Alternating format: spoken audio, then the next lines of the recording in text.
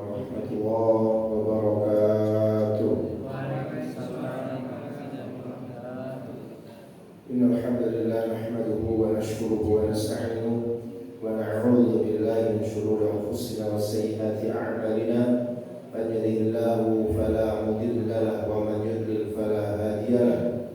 Asyhadu an la ilaha illallah wahdahu la syarika lahu wa asyhadu anna Muhammadan abduhu wa rasuluhu la nabiyya wa la rasula ba'dahu.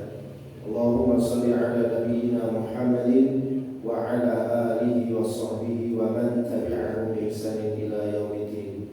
Allahumma inna nas'aluka 'ilman nafi'a wa na'udzu bika min 'ilmin la yanfa'.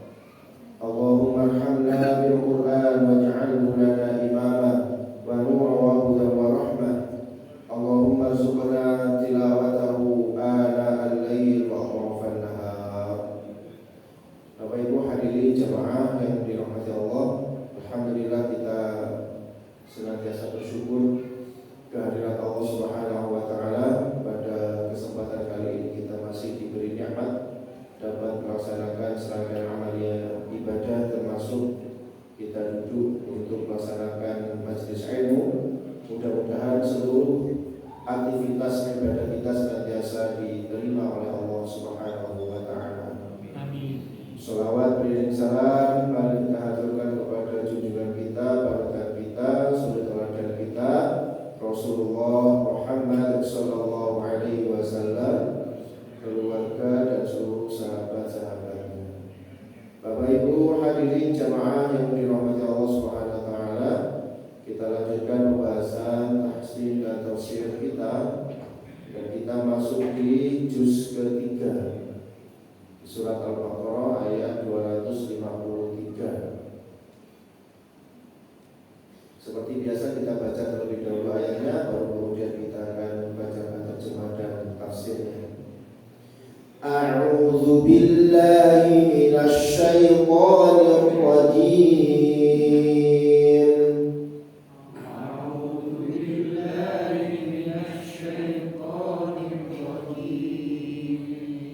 Bismillahirrahmanirrahim.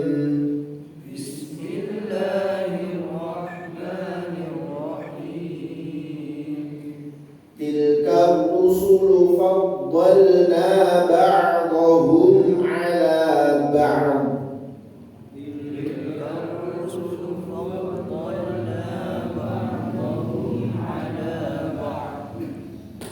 Minhum man kallama Allah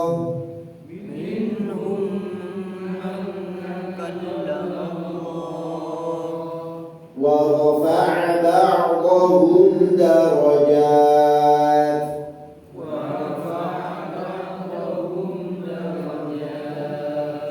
wa atayna Isa ibn Maryam al-bayyinati wa ayyadnahu bi ruhil qudus.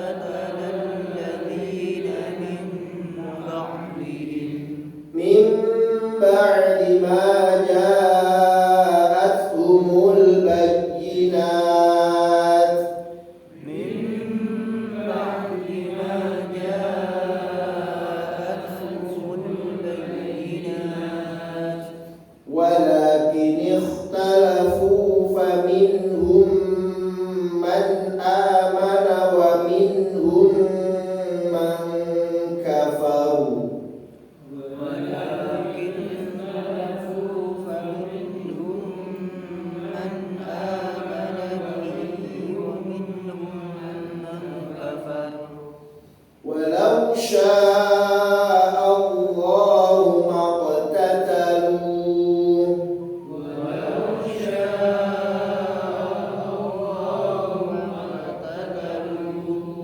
walakinna Allah yaf'alu ma yurid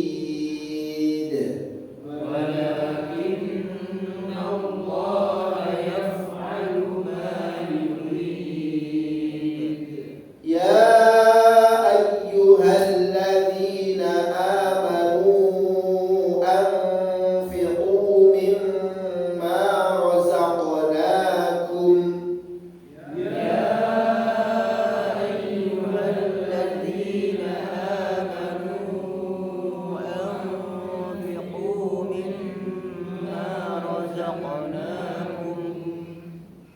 أنفقوا مما رزقناكم من قبل أن يأتي يوم لا بيع فيه أنفقوا مما رزقناكم من قبل أن يأتي يوم لا بيع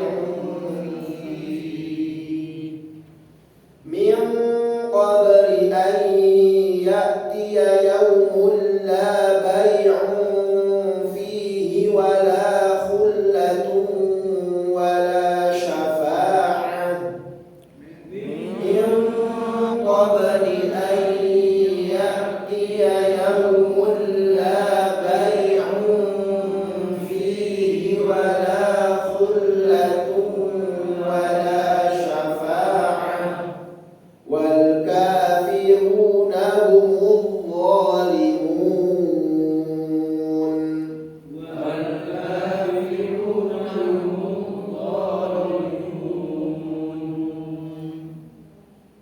Tilka rusulu faddalna ba'dahum 'ala ba'd. Rasul-rasul itu kami lebihkan sebagian di antara mereka atas sebagian yang lain.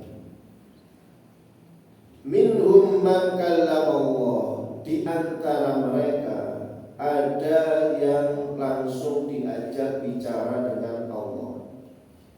Wa rafa'a, dan Allah mengangkat ba'dahum, di antara mereka darajat, beberapa derajat. Wa ataina, dan kami berikan Isa bin Maryam, kepada Isa bin Maryam al-bayyinati, bukti-bukti yang nyata. Wa ayyadnahu, dan kami teguhkan dia bi Ruhil Qudus, dengan Ruhul Qudus. Walau syaa Allah, dan sekiranya Allah berkehendak, maka tidak akan terjadi pembunuhan, saling membunuh, peperangan. Alladzina min ba'dihim, atas orang-orang setelah mereka. Min ba'di ma ja'atumul bayyinat, setelah datang kepada mereka bukti yang nyata, yaitu ajaran Nabi Isa. Walakin ikhtalafu, akan tetapi mereka saling berpecah belah, saling berselisih. Faminhum, maka di antara mereka ada yang man amana, tetap dalam keadaan beriman. Wa minhum, dan di antara mereka pula man kafara, ada yang kufur. Walau sya'allahu, dan sekiranya Allah menghendaki maqtatalu, mereka tidak akan saling bunuh-membunuh. Walakin Allah, dan tetapi Allah yaf'alu ma yurid, melakukan apa yang dia sukai, apa yang dia kehendaki.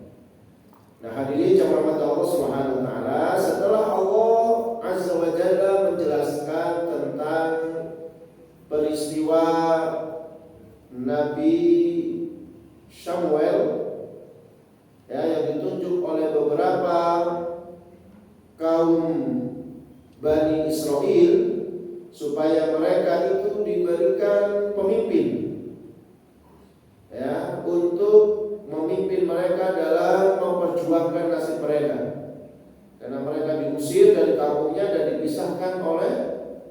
dipisahkan dari keluarganya. Setelah ditunjuknya Talut untuk menjadi pimpinan mereka, dan Talut kemudian menggerakkan mereka untuk pergi berperang melawan Jalut, ya. Kemudian mereka juga melakukan banyak pengkhianatan. Yang awalnya dikumpulkan sebanyak 70.000, tapi kemudian mereka banyak yang mundur, ya, sehingga tinggal 313 menghadapi tentara Jalut yang lebih kuat, lebih siap secara persenjataan dan lain sebagainya. Maka kemudian Jalut ini ternyata berhasil dibunuh oleh Daud yang masih kecil pada saat itu, ya, belum diangkat menjadi nabi, belum diangkat menjadi rasul. Kemudian akhirnya Daud ini diberikanlah kerajaan, ya, oleh Talut, karena Talut sudah berjanji bahwa kalau bisa membunuh Jalut maka dia akan dinikahkan dengan putrinya. Sehingga kemudian Daud menikah dengan putri Talut. Akhirnya Daud, ya, diberikan kerajaan oleh Allah Subhanahu. Dan nanti kemudian turun-temurun kepada Nabi Sulaiman. Karena tidak ada jemaah Allah nabi yang diutus oleh Allah Subhanahu wa taala selain jadi nabi juga jadi raja. Tidak ada, ya, kecuali Nabi Daud dan Nabi Sulaiman. Yang lainnya adalah justru dimusuhi oleh raja. Nah, kemudian setelah Allah Subhanahu wa taala menceritakan yang demikian itu, kemudian Allah Subhanahu wa taala menyampaikan tilka rusul. Itulah para rasul. Ya. Faddalna ba'dahum 'ala ba'd. Kami lebihkan sebagian di antara mereka atas sebagian yang lainnya. Allah Subhanahu wa taala melebihkan masing-masing nabi, masing-masing utusan, masing-masing rasul yang diutus oleh Allah Subhanahu wa taala atas rasul-rasul yang lainnya. Makanya kalau dalam Al-Qur'an kita diperintahkan la nufarriqu baina ahadin minhum. Ya, kita tidak membeda-bedakan di antara mereka. Kenapa? Karena masing-masing nabi, masing-masing rasul itu memiliki keistimewaan sendiri-sendiri. Di sini disebutkan haula'i ar-rusul al-kiram faddalallahu ba'dahum 'ala ba'd.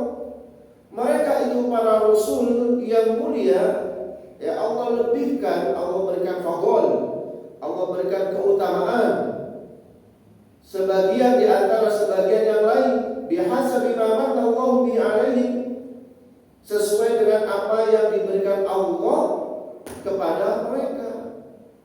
Maka disebutkan di sini faminhum man kallamahu Allahu, ada di antara mereka yang diberikan kelebihan oleh Allah Subhanahu wa taala dapat bercakap-cakap langsung dengan Allah, yaitu ka Musa, sebagaimana Nabi Musa wa Muhammadin alaihi wassalatu wassalam, dan juga Nabi kita Nabi Muhammad ketika Allah Subhanahu wa taala memanggil Nabi Muhammad pada peristiwa Mi'raj, ya, di mana Allah kemudian bercakap-cakap dengan Rasulullah SAW terkait dengan perintah sholat. Dan balik-balik Rasulullah, ya, awalnya 50 ketemu Nabi Musa, enggak kuat, minta lagi, bercakap-cakap lagi dengan Allah Subhanahu wa ta'ala. Itu adalah kelebihan. Ada Nabi yang diberikan kelebihan yang demikian itu, langsung bisa bercakap-cakap dengan Allah. Ada Nabi yang diberikan kelebihan dapat mengetahui surga dan neraka. Sebagaimana Nabi kita, ya, sudah tahu surga dan neraka pada peristiwa Mi'raj. Demikian juga Nabi Idris, Nabi Soleh, diberikan kelebihan di mana beliau itu, ya, memperturutkan apa yang diinginkan oleh umatnya untuk supaya bisa mengeluarkan onta dari batu, dan kelebihan-kelebihan yang lainnya. Banyak para nabi dan para rasul itu, ya, termasuk Nabi Daud. Beliau diberikan keistimewaan keistimewaan oleh Allah Subhanahu wa taala satu, yaitu suaranya yang sangat merdu. Sehingga kalau beliau membaca kitab Mazmur atau kitab Zabur itu semuanya mendengarkan beliau, ya. Karena Zabur itu isinya adalah syair-syair. Sehingga begitu beliau bersyair, suaranya sangat indah sehingga sampai burung-burung pun itu ikut mendengarkan, saking indahnya suara. Nabi Sulaiman diberikan keistimewaan oleh Allah Subhanahu wa taala dapat bercakap-cakap dengan bahasa yang selain bahasa manusia. Selain bahasa manusia juga bahasa-bahasa yang lainnya. Dan macam-macam. Begitu pula dengan Nabi kita Muhammad sallallahu alaihi wasallam diberikan keistimewaan tersendiri oleh Allah Subhanahu wa taala. Wa fi hadza, dan dalam perkara ini itsbatu sifatil kalami lillahi azza wa jalla 'ala al-wajhi al-laiq bi jalali. Ya. Dalam perkara ini itu menunjukkan adanya eksistensi terkait dengan sifat kalamnya Allah. Bahwa Allah itu memiliki sifat kalam atau mutakallim. Allah senantiasa bercakap. Dalam kitab syarahnya Aqidah Thahawiyah, ya, di dalam syarahnya Aqidah Thahawiyah yang ditulis oleh Al-Imam Al-Aiz Al-Hanafi, di sana disebutkan bahwa ada 9 kelompok di dalam menyikapi sifat kalamnya Allah, bahwa Allah itu bercakap. Ya, ada yang mencoba untuk mentafwid, ada yang tidak meyakini bahwa Allah itu bercakap-cakap. Ya. Karena menurut mereka kalau bercakap-cakap berarti kan seperti manusia. Sehingga orang-orang Mu'tazilah menganggap bahwa Al-Qur'an itu bukan kalamullah. Gak mungkin Allah itu bercakap-cakap. Pakai bahasa Arab lagi, kan gitu ya. Ada tulisannya lagi, ya, misalnya gitu. Sehingga orang Mu'tazilah tidak meyakini itu. Maka mereka menganggap bahwa Al-Qur'an itu adalah makhluk, ya, makhluk di sisi Allah, ya. Jadi ada orang yang tidak mempercayai terhadap kalam. Ada yang menganggap bahwa Allah bercakap itu dulu pada zaman azali. Setelah itu Allah tidak lagi bercakap-cakap. Ya. Jadi Allah cukup mengatakan sekali saja di zaman azali, yang semua yang diucapkan itu merupakan kejadian yang akan datang, yang akan menimpa seluruh makhluknya. Setelah itu Allah diam. Ada yang mengatakan bahwa percakapan Allah bercakap-cakap itu adalah dengan cara Allah memasukkan makna-makna ke dalam jiwa seseorang. Sebagaimana ketika Nabi Musa bercakap-cakap dengan Allah, itu bukan kayak kita bercakap dengan manusia. Tapi kemudian Nabi Musa itu paham begitu saja. Ini ada berbagai macam pendapat-pendapat yang demikian itu jamaah. Tetapi pendapatnya Ahlus Sunnah wal Jamaah, mereka berkeyakinan bahwa Allah tetap memiliki sifat kalam ini, bahwa Allah tetap bercakap-cakap. Jika Allah ketika menyampaikan Al-Quran itu bukan kalam Allah ketika zaman azali, tapi memang ya Allah menyampaikannya ya pada saat itu, di saat Rasulullah SAW ada. Ya, dan Allah tidak pernah hilang sifat kalamnya. Allah senantiasa bercakap-cakap bila kaifiyah, tanpa kita harus memikirkan bagaimana cara Allah bercakap. Ya, kita tidak pikirkan itu. Kalau memikirkan itu berarti masuk kepada zat nantinya. Kalau sudah menjurus kepada zat, khawatirnya akan terjebak kepada tajsim, menjisimkan Allah, menjasakan Allah. Kalau ini malah bahaya nanti, ya. Yang penting adalah kita yakini saja bahwa Allah itu memang bercakap-cakap dengan orang yang dipilih, hambanya yang dipilih, ya. Sebagaimana Allah memilih Nabi Musa dan Nabi Muhammad SAW. Sehingga Al-Quran itu jamaah Allah bukan makhluk, tetapi betul-betul kalamullah, ucapan Allah yang merupakan bagian daripada sifatnya Allah Subhanahu wa taala. Ya. Jadi di sini menguatkan ya itsbatu sifatil kalam lillahi azza wa jalla 'ala wajhil laiq jalal. Yang demikian itu memang layak bagi kemuliaan Allah Subhanahu wa taala. Kemudian di antara mereka wa minhum man rafa'ahu Allahu darajatin 'aliyatan, dan ada di antara mereka yang Allah tinggikan derajatnya. Allah angkat derajatnya menjadi derajat yang sangat tinggi, sebagaimana Nabi Muhammad SAW. Ya, beliau itu derajatnya ditinggikan oleh Allah SWT di atas rasul-rasul yang lain, sehingga Rasulullah SAW itu ya diangkat derajat beliau yang tinggi itu dengan apa? Bi umumi risalati, risalahnya yang sifatnya umum, universal, menyeluruh. Berbeda dengan risalahnya nabi-nabi atau rasul-rasul sebelum Nabi Muhammad. Risalah mereka, ajaran mereka hanya untuk umatnya sendiri atau golongannya sendiri saja. Ya, kalau mereka diutus di Bani Israel, ya Bani Israel saja. Ya. Kalau mereka hanya diutus untuk satu generasi tertentu, ya untuk generasi tertentu itu saja. Tetapi berbeda dengan Nabi Muhammad SAW, bahwa risalahnya itu bersifat umum, bahkan tidak hanya untuk manusia saja, tetapi juga ada jin. Ya. Dan itu terbukti ketika setelah Rasulullah SAW berdakwah ke Taif, beliau ditolak, dilempari batu, ya, sampai berdarah-darah kaki beliau, dan kemudian beliau itu istirahat ya di kebun kurma. Kemudian datanglah Adas dan seterusnya itu, ternyata Adas ini dari negerinya Yunus bin Matta. Ya. Kemudian Rasulullah mau balik lagi ke ke Mekah, beliau istirahat sebentar di daerah namanya An-Nahl. Disitulah kemudian Rasulullah SAW didatangi serombongan jin.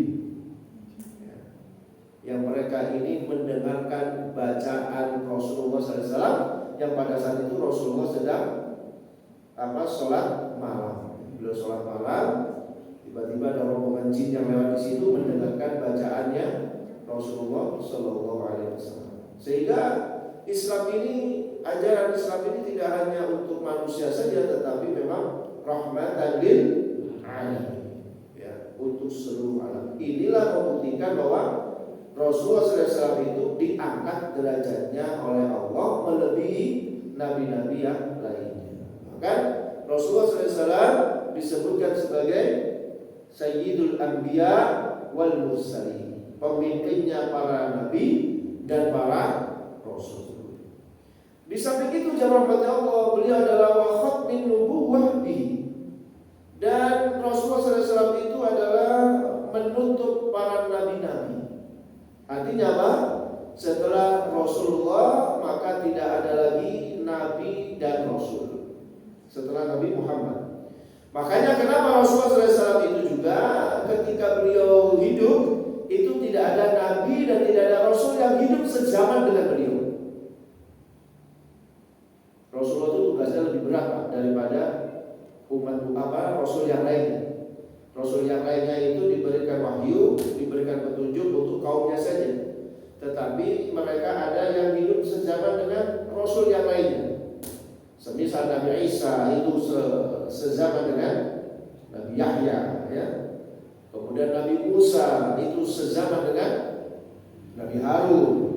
Nabi Ibrahim juga seperti itu, sezaman dengan Nabi Lut, ya. Tapi Nabi Muhammad SAW yang risalahnya lebih umum, menyebarkan untuk seluruh alam, tetapi beliau sendirian saja. Tidak ada nabi, tidak ada rasul yang hidup sezaman dengan beliau. Tapi beliau dibantu oleh sahabat-sahabatnya yang sungguh luar biasa, yang memiliki semangat dakwah yang luar biasa. Sehingga beliau itu adalah nabi dan rasul yang terakhir. Setelah itu tidak ada nabi, ya, tidak ada nabi. yang ngaku jadi nabi, nah itu ada. Sampai sekarang pun juga masih banyak yang mengaku jadi nabi, jadi rasul. Tapi walaupun begitu banyak juga pengikutnya. Nah ini kan ada juga. Padahal sudah dijelaskan berkali-kali tidak ada nabi, tidak ada rasul setelah Nabi Muhammad. Begitu muncul ada lagi pengikutnya. Terakhir kemarin di Blitar ada lagi bang yang mengaku jadi nabi, ya, menamakan dirinya Isa Khalilullah atau Isa Habibullah gitu namanya ya. Ya, jadi mengkompromikan antara agama Islam dengan Nasrani dan kejawen karena di musolanya itu ada gunungan yang wayang-wayang gitu ya. Nah, itu. Masya Allah ya. Jadi ngaku nabi. Ternyata juga punya pengikut. Kan aneh juga itu kan. Padahal sudah dijelaskan setelah nabi nggak ada nabi lagi. Tapi masih juga ada orang yang mengaku jadi nabi. Ternyata ada juga pengikut. Dan kemudian di antara keistimewaan Rasulullah SAW sehingga beliau diangkat oleh Allah derajatnya yang mulia ini adalah wa tafdili ummatihi ala jami'il umam. Dan Allah juga memuliakan umatnya di atas umat-umat yang lainnya. Dan kita nanti itu juga menjadi apa? Saksi ya. Menjadi saksi atas umat-umat sebelum kita. Luar biasa ya. Kita ini umat terakhir tapi dijadikan saksi ya, umat-umat sebelum kita. Kenapa? Karena Allah memberikan Al-Quran ini. Al-Quran ini menceritakan kisah-kisah umat-umat sebelumnya. Sehingga nanti kita dimintai kesaksian. Apakah Nuh sudah menyampaikan risalahnya? Nah gitu ya. Nanti umatnya yang lainnya berdusta. Oh belum, makanya kami tersesat. Nah kita maknanya memberikan klarifikasi bahwa Nabi Nuh sudah menyampaikan risalahnya, terbukti dengan firman Allah dalam surat Nuh. Seterusnya gitu ya. Nah itu keistimewaan umatnya Rasulullah dibandingkan dengan umat-umat yang lainnya. Di samping itu jemaah rahmat Allah, keistimewaan kita di antara umat-umat yang lainnya itu adalah kita ini ibadahnya sedikit tapi pahalanya berlipat-lipat. Ibadah kita cuma sedikit tapi pahalanya berlipat-lipat. Ya kan ada sahabat yang iri dengan umat Bani Israel pada saat itu ya, umatnya Nabi Musa yang satu umat ini bisa beribadah selama kurang lebih 80 tahun. Beribadah terus selama 80 tahun. Sehingga sahabat Nabi ini merasa iri. Ya. Aduh, enak ya jadi umatnya nabi-nabi zaman dahulu itu. Mereka bisa beribadah begitu panjangnya. Nah, kemudian turunlah surat Al-Qadar, bahwasanya kita beribadah satu malam saja. Kalau bertepatan dengan Al-Qadar itu, maka sama dengan 80 tahun atau 83 tahun. Ibadahnya sedikit tapi pahalanya besar. Wa ghairi dzalika, dan yang lain daripada itu. Nah, di antara nabi-nabi yang diberikan keistimewaan lagi adalah wa atallahu ta'ala Isa bin Maryam alaihi salam al-bayyinatil mu'jizatil bahirat. Dan Allah juga memberikan kepada Isa bin Maryam yaitu bukti-bukti dan mukjizat yang nyata. Ya. Jadi diberikanlah al-bayyinat, itu ada yang berpendapat ayat al-Injil ya. Nabi Isa diberikan Injil dan mukjizat-mukjizat yang luar biasa. Di antara mukjizatnya Nabi Isa di sini disebutkan ka Ibrahim wulida a'ma bi'idznillah, yaitu Nabi Musa mampu mengembalikan penglihatan seseorang yang dilahirkan dalam keadaan buta bi'idznillah, dengan izin Allah. Jadi Nabi Isa ini jamaah rahmat Allah punya mukjizat dapat menyembuhkan penyakit buta terhadap orang yang mulai sejak lahir itu dalam kondisi buta. Oleh Nabi Isa cukup diusap saja kemudian sembuh. Ya, makanya beliau disebut Isa al-Masih. Masahah itu artinya mengusap. Ya, jadi Nabi Isa itu kalau mengobati orang cukup diusap. Tapi ini nggak usah ditiru, Pak ya. Ini khusus Nabi ini, ya. Nah, kan kita ini pede sekali ya. Ada orang sakit diusap terus bilang, nggak sembuh ya, nggak sembuh kalau kita. Ya. Nah itu kemudian ada di antara mereka yang terkena penyakit lepra, disebutkan oleh Nabi Isa bismillah dengan izin Allah. Kemudian dihidupkan dari kematian. Wa ka ihya'il mauta bismillah, menghidupkan orang yang sudah mati dengan izin Allah. Kemudian juga wa ayyadahu bi Jibril alaihi salam, Nabi Isa ini juga dikuatkan dengan adanya malaikat Jibril ya, yang dikenal dengan Ruhul Qudus. Nah, kemudian Allah menyampaikan, walau sya'allah, sekiranya Allah berkehendak, alla yaqtatal ladzina ja'u min ba'di haula'i rusul min ba'di ma ja'ul bayyinah. Sekiranya Allah mengendaki, maka tidak akan terjadi saling membunuh orang-orang yang datang setelah para rasul itu, setelah datang kepada mereka bukti-bukti yang nyata. Kalau Allah berkehendak, itu tidak akan ada perpecahan, tidak akan ada peperangan setelah datangnya nabi-nabi mereka yang menyampaikan kepada mereka tentang kebenaran. Ya. Tetapi walakin ikhtalafu, tetapi mereka berpecah belah sendiri. Maka turunlah sunnatullah, kalau mereka berpecah belah, ada yang beriman, ada yang kafir, maka terjadilah peperangan. Allah bisa saja berkehendak tidak terjadi peperangan. Setelah datang kepada mereka Rasul, terus disampaikan kebenaran, ya, bagaimana menggapai surga, bagaimana menghindari neraka. Kalau Allah berkehendak, mereka langsung iman semua. Tapi kata Allah Subhanahu wa taala di sini disebutkan walakin ikhtalafu, tetapi mereka itu saling berselisih. Maka faminhum man amana wa minhum man kafar. Maka di antara mereka ada yang beriman, ada yang kufur, ya. Di sini juga disebutkan walakin waqal ikhtilaf bainahum wa minhum man tsabata 'ala imani. Tetapi kemudian terjadilah perpecahan di antara mereka. Di antara mereka ada yang tetap dalam keimanannya, wa minhum man asara 'ala kufri, dan di antara mereka kemudian menjadi orang-orang yang kufur, ya. Walau sya'allah, dan jika Allah berkehendak, ba'da mawqal ikhtilaf bainahum, setelah terjadinya perselisihan di antara mereka yang menyebabkan mereka berperang, maqtatalu, tidak terjadi peperangan. Kalau Allah menghendaki, ya, setelah mereka berpecah belah, setelah mereka ikhtilaf tadi itu berselisih, kalau Allah berkehendak tidak terjadi peperangan, ya bisa saja. Ya, kalau Allah menghendaki tidak terjadi peperangan, tidak terjadi bunuh-bunuhan di muka bumi ini, diam-diam saja aman tentram itu, Allah bisa saja. Tetapi Allah Subhanahu wa taala menyampaikan di sini, walakinnallaha yaf'alu ma yurid. Dan tetapi Allah itu menghendaki atau berbuat sesuai dengan apa yang diinginkan.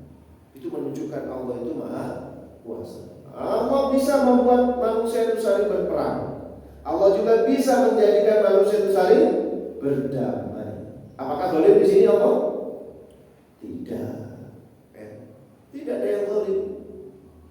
Kenapa? Karena Allah sudah mengutus lebih dulu nabinya, dan diutus juga al-bayyinat, bukti-bukti yang nyata baik dari kitab-kitab maupun mukjizat.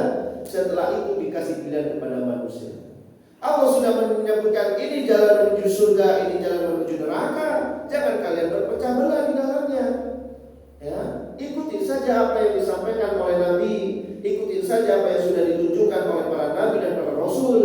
Tapi kemudian manusianya berpecah belah. Ada yang beriman, ada yang kufur. Ya sudah, terjadilah akhirnya pertempuran. Ya. Tapi kalau misalnya Allah pun menghendaki itu tidak terjadi pertempuran, walaupun mereka ikhtilaf, juga. Itu menunjukkan bahwa Allah itu maha kuasa. Makanya ditutup bahwa Allah melakukan sesuai dengan kehendaknya. Ya. Allah melakukan sesuai dengan kehendaknya. Dan ada yang zalim. Mau semuanya ini milik Allah. Ya. Mau apa-apakan juga terserah Allah kan? Ya. Itu namanya yaf'alu ma yurid.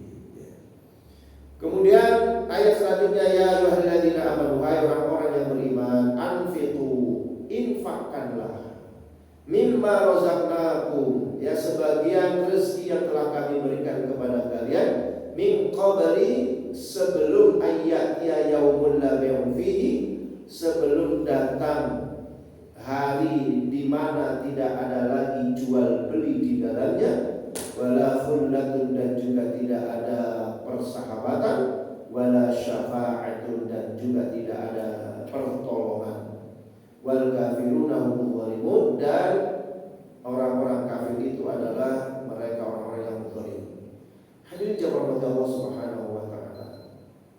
Jadi Allah Subhanahu wa taala mengingatkan kepada orang beriman untuk berinfak, ya, mengeluarkan zakat kalau memang itu adalah infak yang wajib, tetapi juga infak yang sunnah juga diperintahkan. Sebagian apa yang telah Allah rizkikan kepada kita semuanya sebelum datangnya hari di mana tidak ada lagi jual beli, yaitu hari kiamat. Sehingga orang itu memang sebagian ulama itu ya berpendapat bahwa memang yang dapat memadamkan api neraka itu adalah infak seseorang. Bahkan ada dalam Al-Quran disebutkan ada orang yang sudah meninggal dunia, mereka ingin balik lagi ke dunia itu, apa yang mereka inginkan? Berinfak. Karena infak itu, satu, infak itu adalah menunjukkan kesolehan dirinya sendiri, dan yang kedua adalah menguntungkan kepada orang lain. Beda dengan sholat kan Pak? Kalau sholat itu adalah keuntungannya untuk diri sendiri, ya. Tapi kalau infak itu keuntungan diri sendiri dan menunjukkan kesolehan diri karena dia berani, ya, mengeluarkan hartanya yang pada saat itu syaitan itu terus membisikkan tentang kemiskinan, tetapi dia tetap mengeluarkan infak itu. Makanya di sini disebutkan perintah khusus sebelum hari kiamat berinfak, sebelum nantinya akan menyesal. Ya. Kalau sholat itu wajar dilakukan, tapi infak ini luar biasa. Dan itu pun juga menjadi salah satu ciri orang-orang yang beriman. Apa ciri orang beriman? Di antaranya adalah alladzina, di dalam surat Al-Imran itu, wasari'u ila maghfiratin min rabbikum wa jannatin 'arduha as-samawati wal ardh u'iddat lil muttaqin. Alladzina bis-sarai wad dharra wal kadhimina wa idza wal 'afina 'anil nas, yaitu orang-orang yang menginfakkan katanya fis-sarra wad dharra, baik dalam kondisi lapang maupun dalam kondisi sempit. Jadi infak itu merupakan bagian daripada ciri-ciri ketakwaan seseorang. Nah ini hadirin jamaah Allah, kita diberikan kesempatan oleh Allah Subhanahu wa taala ya hidup di dunia ini, maka kita amalkan ya apa yang diperintahkan oleh Allah untuk berinfak dari sebagian rizki yang telah diberikan kepada kita ya, baik berupa zakat maupun infak-infak yang lainnya.